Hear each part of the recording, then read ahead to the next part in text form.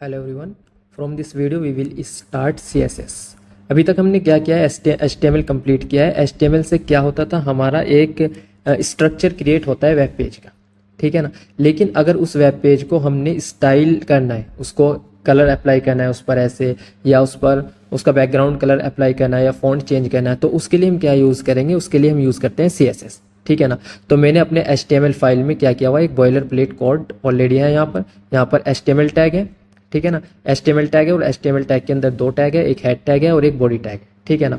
तो जो भी हम विजिबल कंटेंट होगा जो वेब पेज पर शो होएगा वो हम बॉडी टैग के अंदर डिफाइन करेंगे और बॉडी टैग के अंदर वो टैग्स की फॉर्म में डिफाइन करते हैं, ठीक है ना। मैंने ऑलरेडी कॉपी किया हुआ है, तो मैंने एक यहाँ पर H1 कॉपी किया है, यहाँ पर पेस्ट किया है, एक H1 पेस्ट किया है यहाँ पर, और H1 के अंदर कंटेंट है welcome to the CSS lecture. उसके बाद एक H2 टैग है हमारे पास, और उसके बाद हमारे पास 3 पैराग्राफ टैग है, ठीक है ना।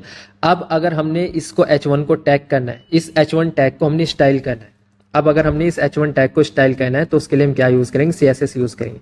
तो CSS को हम जो डिफाइन करते हैं वो अपने हेड टैग के अंदर डिफाइन करेंगे।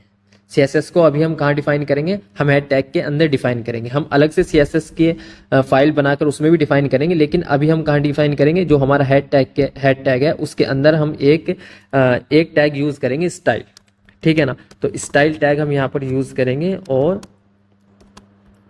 और इस स्टाइल टैग के अंदर ही हम अपना सारा CSS से रिलेटेड कोड को डिफाइन करेंगे, ठीक है ना। तो जो भी हमारा CSS से रिलेटेड कोड रहेगा वो स्टाइल टैग के अंदर होना चाहिए। अब अगर मैं इसको कोड को रन करता हूं तो सिंपल HTML हमें दिखेगा, अभी इसमें कोई स्टाइलिंग नहीं है, ठीक है ना। अब अगर हमने इसको H1 को चेंज करना है, H1 का कलर चेंज करना है, अगर H1 का कलर चेंज करना है तो पहले इसको यहाँ पर स्टाइल टैग के अंदर सेलेक्ट करना पड़ेगा। हमने स्टाइल टैग के अंदर इसको बताना होगा कि किसका कलर हम चेंज कर रहे हैं। तो उसके लिए क्या करेंगे, हम H1 जो ये टैग है हमारा, तो टैग के थ्रू इसको सेलेक्ट करेंगे, टैग के थ्रू इसको यहाँ पर सेलेक्ट करेंगे। कैसे करेंगे, सिंपल H1 यूज करेंगे, ठीक है ना। H1 और उसके बाद कर्ली ब्रैकेट, ठीक है ना। H1 और उसके बाद कर्ली ब्रैकेट, और इस कर्ली ब्रैकेट के अंदर ही हम अपने स्टाइल्स डिफाइन करेंगे कि इस H1 एलिमेंट पर कौन कौन से स्टाइल अप्लाई होने चाहिए। मैं अभी के लिए यहाँ पर क्या करता हूँ, सिर्फ इसका कलर चेंज करता हूँ, ठीक है ना। कलर का मतलब यहाँ पर यह है कि ये जो हमारा टेक्स्ट लिखा हुआ है यहाँ पर, इसका टेक्स्ट का कलर चेंज हो जाएगा, ठीक है ना। बैकग्राउंड कलर नहीं चेंज होगा, टेक्स्ट का कलर चेंज हो जाएगा, और उसको मैं चेंज करता हूँ रेड, ठीक है ना। टेक्स्ट कलर मैंने क्या किया, यहाँ पर रेड किया है H1 को सेलेक्ट करके। तो जो ये हमारा H1 एलिमेंट है इसका कलर चेंज हो जाएगा रेड। कोड को मैं रन करता हूँ तो H1 का कलर हो गया है चेंज रेड, ठीक है ना। इसी तरह अगर मैं इसको H2 को सेलेक्ट करके इसका कलर चेंज करना चाह रहा हूँ, या इस पर कोई और प्रॉपर्टी अप्लाई करना चाह रहा हूँ, तो पहले मुझे यहाँ पर इसको सेलेक्ट करना रहेगा H2, और उसको कलर चेंज करता हूँ मैं ग्रीन, ठीक है ना। इसको मैंने कलर चेंज किया ग्रीन, और कोड को रन करता हूं तो H2 का कलर चेंज हो गया हमारा ग्रीन, ठीक है ना। इसी तरह अगर मैं पैराग्राफ को, जो हमारे पैराग्राफ्स हैं, इनको सेलेक्ट करके इनका कलर चेंज करना चाह रहा हूं, तो इनको भी मैं चेंज करता हूं पैराग्राफ, ठीक है ना। सेलेक्ट किया, उसके बाद कलर, ठीक है ना। कलर्स के बाद इसको मैं कलर की वैल्यू अप्लाई करता हूँ ब्लू, ठीक है ना। कलर की वैल्यू मैंने ब्लू अप्लाई की है, ठीक है ना, और कोड को रन किया है। तो इस बार क्या हुआ है, तीनों जो हमारे पैराग्राफ थे तीनों का कलर चेंज हो गया है ब्लू, ठीक है ना। क्योंकि जब हम टैग से सेलेक्ट करेंगे, ये जो हम सेलेक्ट कर रहे हैं यहाँ पर टैग सेलेक्ट कर रहे हैं, तो टैग से अगर हम सेलेक्ट करेंगे तो जितने भी हमारे वेब पेज में वो टैग होंगे जिन पर हम स्टाइल अप्लाई कर रहे हैं, तो वो स्टाइल सब टैग्स पर अप्लाई होएगा।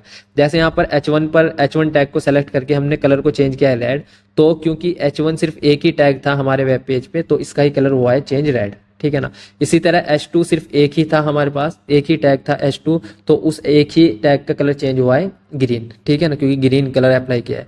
लेकिन हमारे पास जो पैराग्राफ हमने टैग यहाँ पर सेलेक्ट किया है, पैराग्राफ हमारे पास 3 थे, तो 3 पैराग्राफ थे, तो तीनों के ऊपर ये स्टाइल अप्लाई हुआ है, तो तीनों का कलर चेंज हुआ है ब्लू, ठीक है ना। तीनों टैग का कलर चेंज हुआ है ब्लू, ठीक है ना। इसी तरह ये तो हमने किया है टैग सेलेक्टर के थ्रू, ठीक है ना। टैग सेलेक्टर के थ्रू हमने चेंज किया कलर। इसको मैं कमेंट कर रहा हूँ, और उसके बाद हम नेक्स्ट सेलेक्टर देखते हैं, उसको बोलते हैं यूनिवर्सल सेलेक्टर, ठीक है ना। डिफाइन कर यूनिवर्सल सेलेक्टर को जो हम डिफाइन करते हैं वो स्टार से डिफाइन करते हैं, और स्टार के बाद वही कर्ली ब्रैकेट, और इसमें हम स्टाइल डिफाइन करेंगे कि क्या स्टाइल हम अप्लाई करना चाह रहे हैं। जैसे मैंने यहाँ पर स्टाइल डिफाइन किया है रेड, ठीक है ना। स्टाइल अभी के लिए मैं इसको कमेंट करता हूँ, क्योंकि हमने सारा कोड CSS का कमेंट किया हुआ है। तो अब अगर मैं कोड को रन करता हूँ तो हमारे पास कोई भी CSS अप्लाई नहीं होगी, ठीक है ना, क्योंकि हमने CSS का जो ऊपर वाला कोड है इसको कमेंट किया। इसको मैं हटाता हूँ, यहाँ से रिमूव करता हूँ अननेसेसरी कन्फ्यूजन से बचने के लिए। तो इस बार हमने क्या किया है कि टैग यूनिवर्सल सेलेक्टर यूज किया है स्टार, और उसमें एक स्टाइल डिफाइन किया है कलर रेड। अब ये क्या होगा, जितने भी वेब पेज पर हमारे एलिमेंट्स है उन सबका कलर चेंज हो जाएगा रेड, ठीक है ना। जो यूनिवर्सल सेलेक्टर होता है वो सबको सेलेक्ट करता है, वो H1 को भी करेगा, H2 भी, पैराग्राफ भी, और जितने भी टैग्स होंगे सबको सेलेक्ट करेगा और सब पर ये स्टाइल अप्लाई कर देगा जो स्टाइल हमने यहाँ पर डिफाइन किया, ठीक है ना। तो इस तरह ये जो हमारा वेब पेज में एलिमेंट्स है सबका कलर चेंज हो चुका है रेड, ठीक है ना। तो यूनिवर्सल सेलेक्टर हम यूज करते हैं अपने वेब पेज पर जितने भी टैग्स हैं उनको अगर हमने सबको सेम स्टाइल अप्लाई करना है सबके लिए, तो उसके लिए हम यूनिवर्सल सेलेक्टर यूज करते हैं, ठीक है ना। इसी तरह अगर हमारा हमने कोई यूनिक स्टाइल डिफाइन करना है, जैसे ये हमारा पैराग्राफ है, इस पैराग्राफ पे हमने बिल्कुल एक यूनिक स्टाइल डिफाइन करना है, तो उसके लिए हम क्या यूज करते हैं, उसके लिए यूज करते हैं ID सेलेक्टर। ये हमने यहाँ पर ऑलरेडी HTML में एक ID इसको असाइन की हुई है, ID para1, ठीक है ना। तो ID को भी हम यहाँ पर सेलेक्ट कर सकते हैं। उसके लिए क्या यूज करते हैं, उसके लिए हम यूज करते हैं हैश और उसके बाद ID का नेम कि किस ID को सेलेक्ट करना है, ठीक है ना। और उसके बाद वही कर्ली ब्रैकेट और स्टाइल, ठीक है ना, कि इसको कौन सा स्टाइल हम डिफाइन करना चाह रहे हैं। यहाँ पर स्टाइल कोलन और स्टाइल का नेम, इसको करता हूँ ग्रीन, ठीक है ना। तो अब क्या होएगा, जैसे ही मैं कोड को रन करूंगा तो ये सब रेड कलर तो हट जाएगा, क्योंकि हमने यहाँ पर रेड कलर जो यूनिवर्सल सेलेक्टर से सेलेक्ट किया था तो वो रिमूव कर चुके हैं। अब सिर्फ क्या होएगा कि ये जो पैराग्राफ है हमारे पास जिसकी ID है para1, उस पैराग्राफ पर ये स्टाइल अप्लाई होएगा, उसका कलर ग्रीन हो जाएगा, ठीक है ना। कोड को रन करता हूँ तो सिर्फ इस पैराग्राफ का, क्योंकि इसकी ID थी हमारे पास para1, इसका कलर ग्रीन हो चुका है, बाकी सबसे स्टाइल हट चुका है, ठीक है ना। तो अगर हमने ID सेलेक्ट करनी है, ID के थ्रू किसी एलिमेंट को स्टाइल करना है, तो उसके लिए हम क्या यूज करेंगे, ID का नेम यूज करेंगे, लेकिन नेम से पहले हमने क्या लगाना रहेगा, हैश लगाना रहेगा, ठीक है ना। ID के बाद हमारे पास नेक्स्ट सेलेक्टर आता है क्लास सेलेक्टर, ठीक है ना। यहाँ पर मैंने इस पैराग्राफ को एक क्लास असाइन की हुई है सेंटर, ठीक है ना। इसको क्लास को कॉपी किया, जिस तरह हम ID सेलेक्ट करते थे हैश के थ्रू, क्लास को सेलेक्ट करते हैं हम डॉट के थ्रू, डॉट और उसके बाद क्लास नेम, ठीक है ना, डॉट और क्लास नेम, और फिर कर्ली ब्रैकेट के अंदर वही स्टाइल, ठीक है ना। कलर, और कलर चेंज कर रहा हूँ मैं इसको ब्लू, ठीक है ना। तो ब्लू कलर चेंज किया, तो जिस भी एलिमेंट की क्लास होगी सेंटर, उस एलिमेंट का कलर चेंज हो जाएगा ब्लू, ठीक है ना। कलर चेंज ब्लू मतलब ये जो स्टाइल यहाँ पर डिफाइन करेंगे वो अप्लाई हो जाएगा उस पर। कोड को रन करता हूँ, ये कलर हमारा चेंज हो चुका है ब्लू, ठीक है ना, क्योंकि CSS में अभी सिर्फ हमारे पास यही कोड है, ठीक है ना। तो ये हुआ हमारा क्लास सेलेक्टर। अब क्या है ना कि जो ID रहेगी, ID हमेशा यूनिक रहेगी। ID अगर हम अपने वेब पेज में यूज़ कर रहे हैं तो ID हर एक एलिमेंट्स की यूनिक रहेगी हमेशा, लेकिन क्लास डुप्लीकेट हो सकती है। जैसे इस एलिमेंट की क्लास भी हमारी सेंटर है और इस एलिमेंट की क्लास भी हमारी सेंटर है, ठीक है ना। दोनों एलिमेंट्स को मैंने क्लास सेंटर असाइन किया है। अब इस सेंटर क्लास पर ये स्टाइल डिफाइन किया हुआ है। अब ये जो स्टाइल अप्लाई होएगा ये दोनों पैराग्राफ पर अप्लाई हो जाएगा, क्योंकि दोनों पैराग्राफ की सेम क्लास है। तो जितने भी एलिमेंट्स को ये क्लास होगी, जितने भी एलिमेंट इस क्लास से बिलोंग करेंगे, उन सब पर ये स्टाइलिंग जो हम यहाँ पर डिफाइन करेंगे अप्लाई हो जाएगी, ठीक है ना। जैसे ये कलर ब्लू है ना, ये नीचे वाले पर भी अप्लाई हो जाएगी जैसे मैं कोड को रन करता हूँ।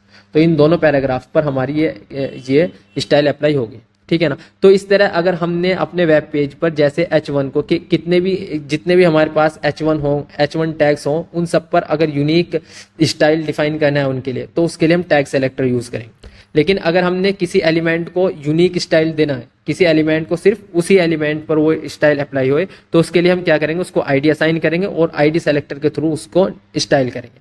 लेकिन अगर हमारे पास कुछ एलिमेंट ऐसे हैं कि कुछ पैराग्राफ को तो हमने अलग स्टाइल करना है और कुछ पैराग्राफ को हमने अलग स्टाइल करना है, तो उसके लिए हम क्या करेंगे, सेम क्लास उनको असाइन कर देंगे और उस क्लास में एक बारी फिर हमने स्टाइल डिफाइन करने रहेंगे। तो ये जो स्टाइल यहाँ पर डिफाइन करेंगे, तो इस क्लास से रिलेटेड जितने भी हमारे एलिमेंट्स होंगे उन सब पर ये स्टाइल हमारे अप्लाई हो जाएंगे, ठीक है ना। तो इस तरह हम सेलेक्टर्स यूज करते हैं CSS में।